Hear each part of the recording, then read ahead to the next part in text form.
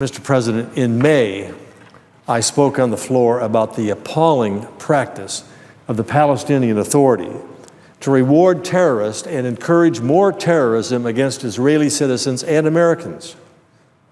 My purpose then was to draw attention to these payments and especially the fact that U.S. taxpayer money was being used in this disgusting way. I had hoped that others would share my outrage. Unfortunately, that has not yet occurred, although I think it will. Already, the country of Norway has raised this issue through its foreign minister. Just recently, a German parliamentarian of the Green Party raised this issue.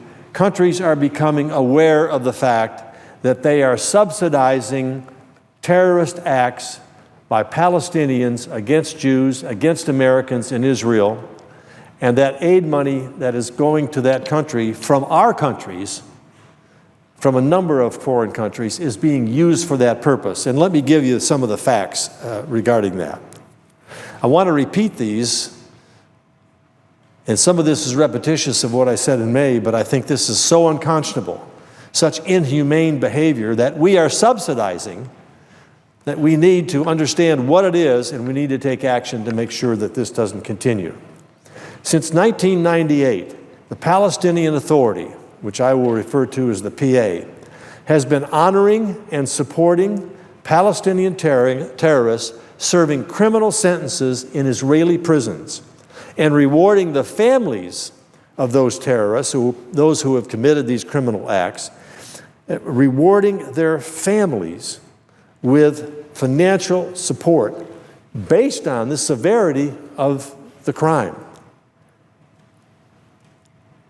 This system has now, as we have learned, through some documentation obtained, been formalized and expanded by President Abbas in presidential directives.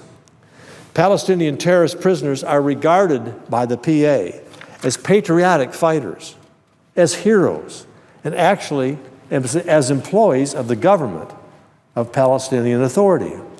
And while in prison, they and their families are paid premium salaries and given extra benefits as rewards for their terrorist actions. When they are released from custody, the terrorists then become civil service employees.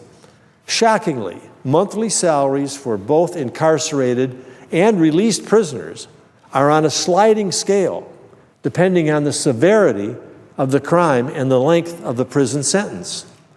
Thus, the more heinous the crime, the longer the sentence. And the longer the sentence entitles the criminal and his family to a much higher premium salary. For example, a prisoner, Palestinian prisoner, with a 5-year sentence because of creating an act, a criminal act, against an Israeli citizen or an American citizen or someone who's not a Palestinian, receives about $500 per month. Whereas a more serious criminal, say serving a 25-year sentence, perhaps for murder, receives $2,500 a month.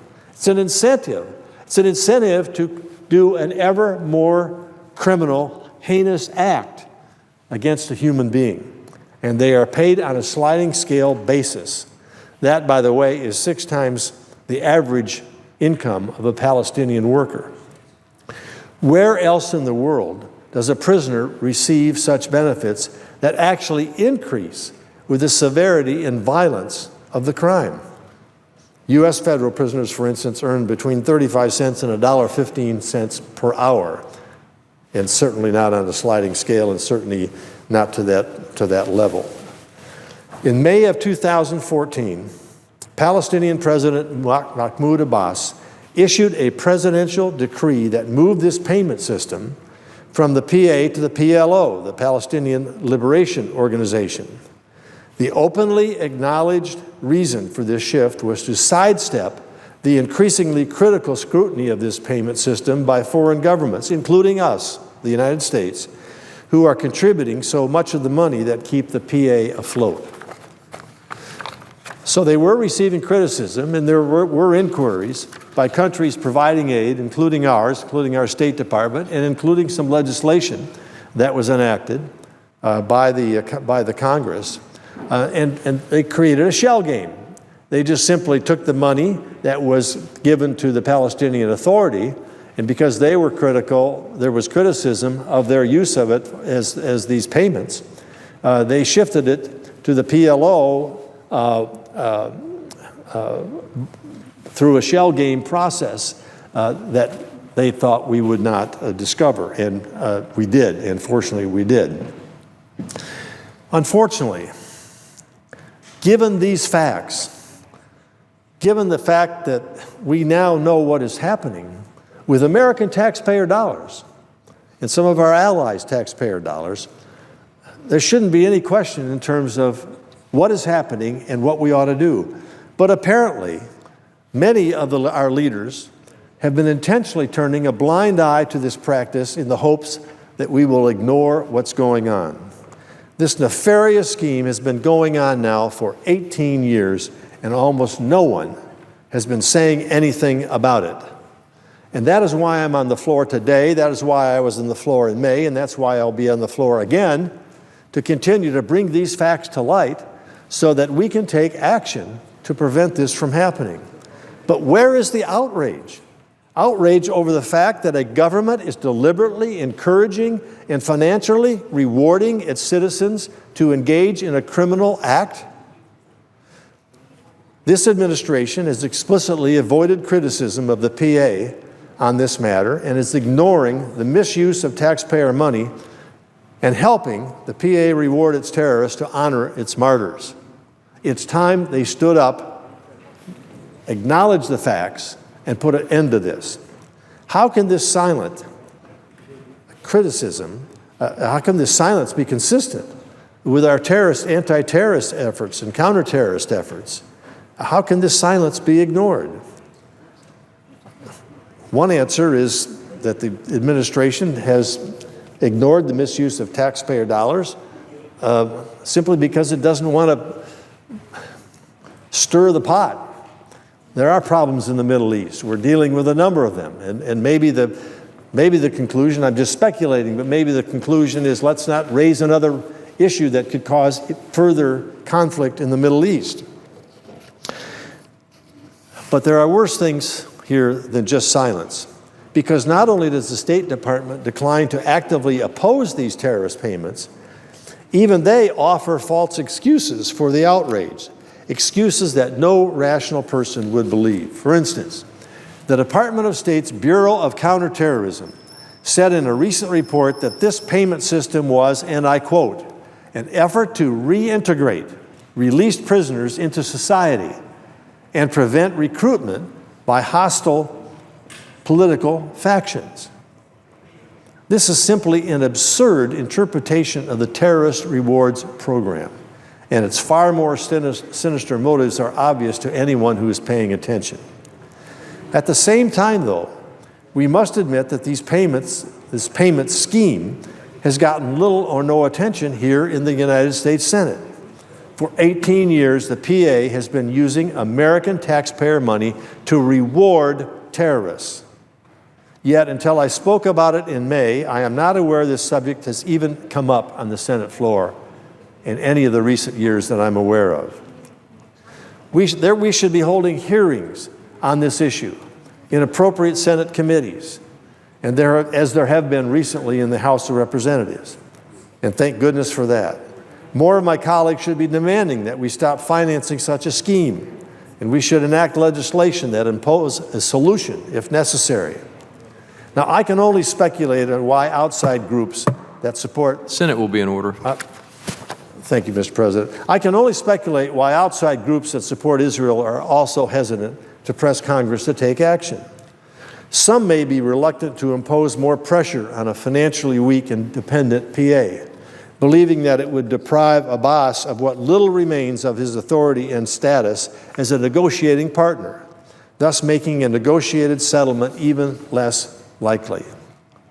Even some Israeli officials may share this view and have worked for years to act as a brake on efforts by Congress to cut off aid, presumably to preserve the PA's stability as a West Bank security provider. Well, we've seen where that's gone, nowhere. But despite possible consequences, we simply cannot give the PA a pass to support, to condone, and even reward terrorism, no matter what the consequences might be. The Palestinian Authority does not deserve immunity just because of its fragility. These payments provide rewards and motivations for brutal terrorists, plain and simple. To provide U.S. taxpayer money to Abbas and his government so that they can treat terrorists as heroes or glorious martyrs is morally unacceptable. To tolerate such an outrage because of concern for Abbas's political future or preserving the PA's security role amounts to self-imposed extortion.